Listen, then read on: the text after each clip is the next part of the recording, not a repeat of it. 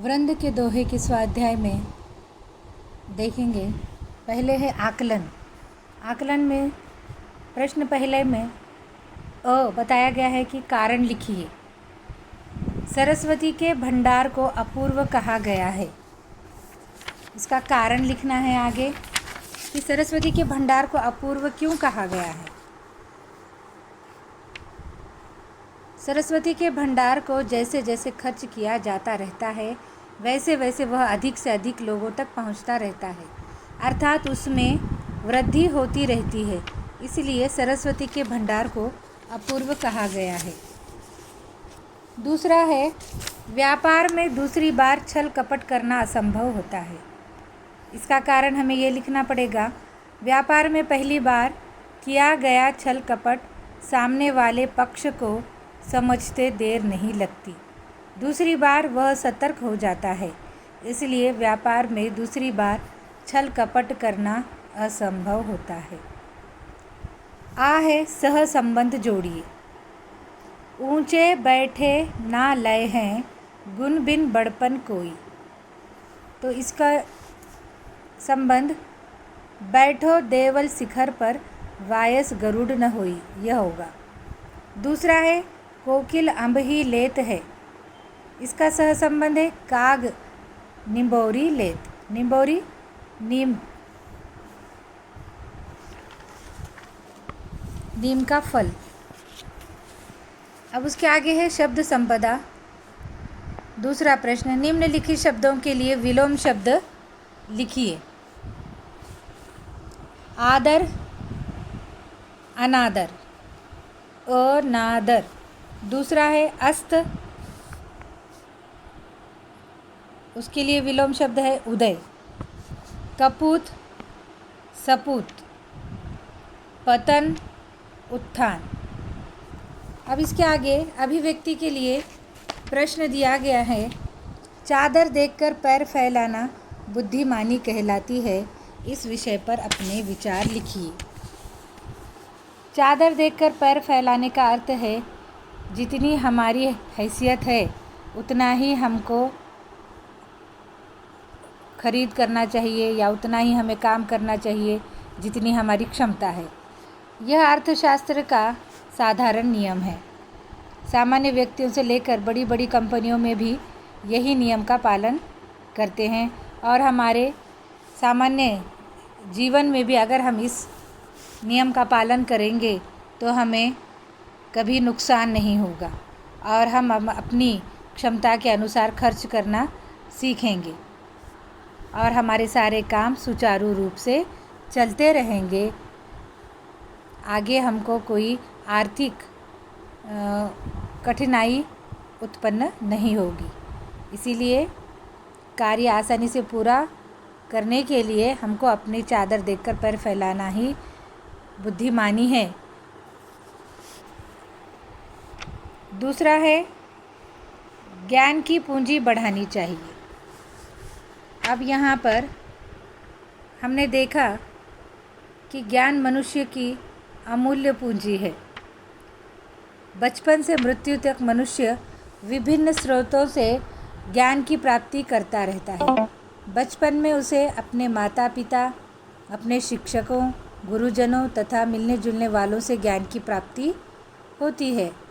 ज्ञान का भंडार अतः है।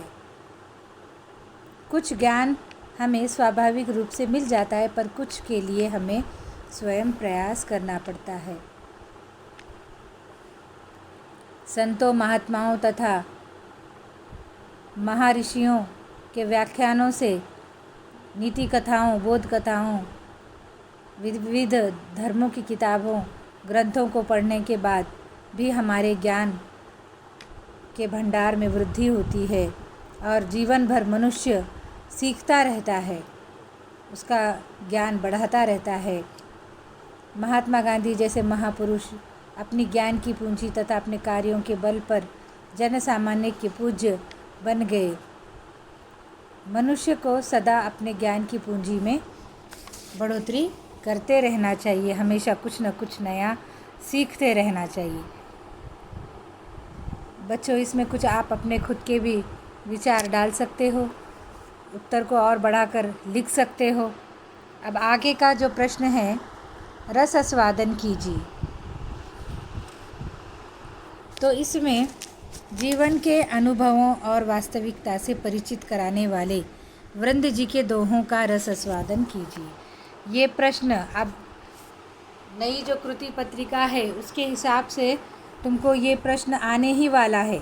रस आस्वादन कीजिए, जितनी भी कविताएं हैं उन सभी के ऊपर ये प्रश्न की तैयारी करना ही करना है हमको।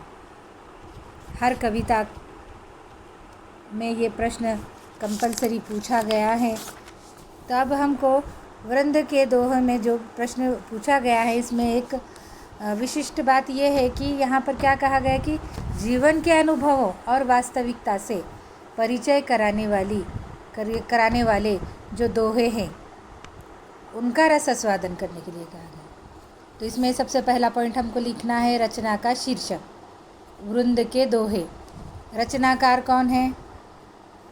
वृंद, पूरा नाम उनका वृंदावन दास। कविता की केंद्रीय कल्पना।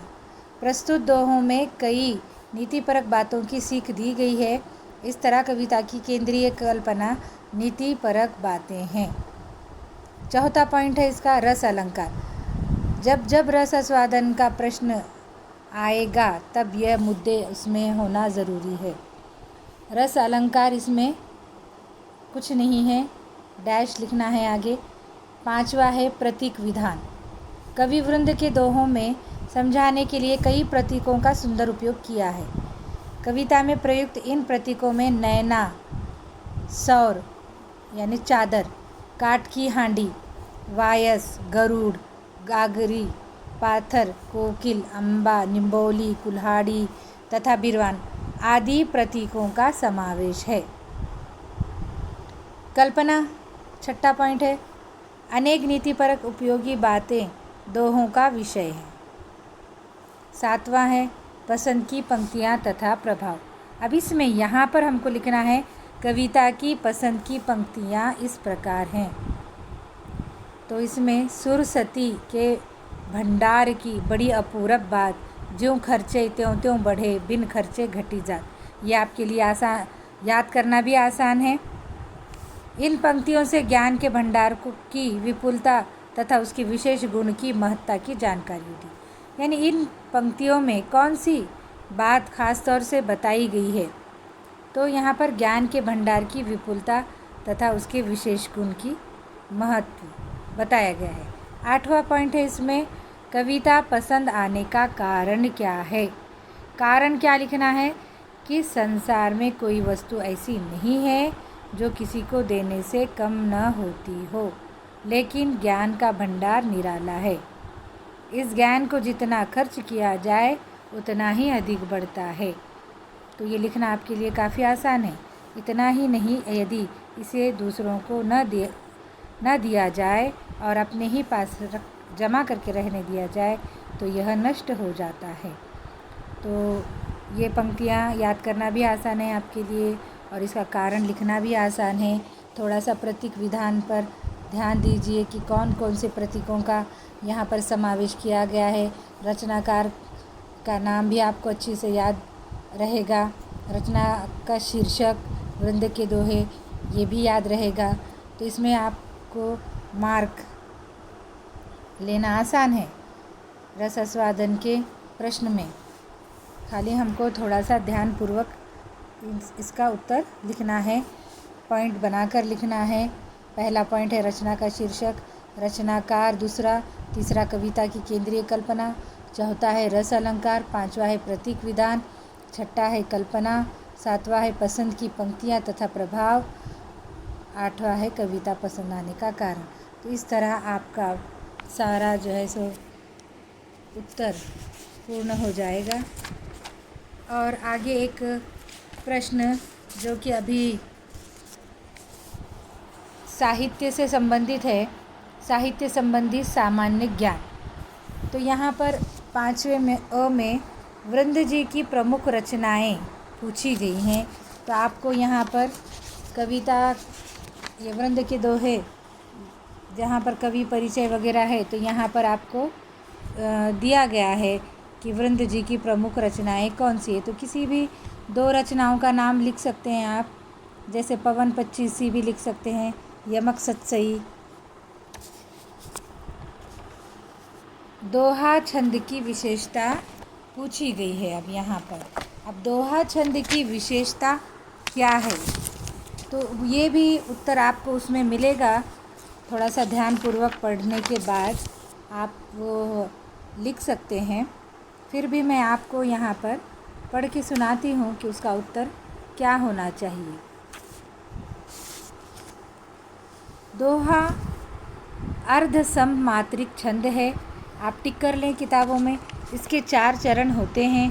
दोहे के प्रथम और तृतीय चरण में 13-13 मात्राएं होती हैं तथा द्वितीय और चतुर्थ चरण में 11-11 मात्राएं होती हैं। दोहे के प्रत्येक चरण के अंत में लघु वर्ण आता है।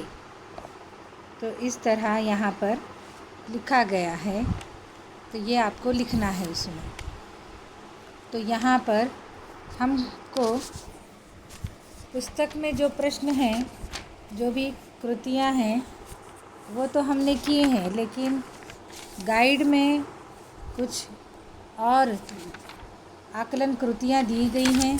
अगर आप इनको करेंगे तो आपके लिए बोर्ड एग्ज़ाम के लिए आसानी होगी।